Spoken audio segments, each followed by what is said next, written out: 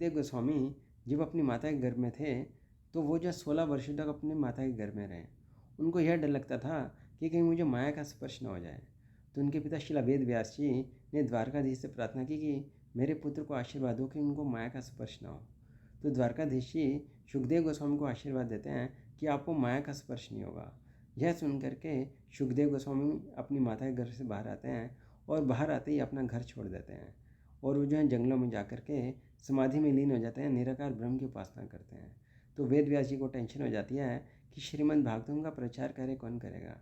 तो वो जो अपने कुछ शिष्यों को श्रीमद् भागवतम के श्लोक सुना करके अपने पुत्र के पास भेजते हैं और वहाँ पर जो उनके शिष्य जा कर के श्रीमद् भागवतम के श्लोकों का उच्चारण करते हैं। तो सुखदेव गोस्वामी जो निराकार ब्रह्म की उपासना करते थे, वो जो है श्रीमद् भागवतम के केवल 2 श्लोक सुन करके उनकी समाधि टूट जाती है और वो जो है भगवान श्री कृष्ण के भक्त बन जाते हैं। और वो जो हैं सुखदेव गोस्वामी शिला वेद व्यास से श्रीमद् भागवतम का श्रवण करते हैं और वही सुखदेव गोस्वामी आगे जाकर के परीक्षित महाराज को श्रीमद् भागवतम सुनाते हैं। इसलिए कहा गया है निगम कल्पतरोर गलितम फलम शुका मुखाद अमृता द्रव्य समितम पिबता भागवतम रसमालयम मुहुरह रसिका बहु भाव कहा। हे रसिक जनों, वैदिक साहित्य रूपी कल्प वृक्ष के इस पक्व फल श्रीमद् भागवतम को जो जरा चखो तो यह सुखदेव गोस्वामी के मुख से निस्तृत हुआ है, इसलिए यह और भी ज़्यादा रुचिकर हो गया है।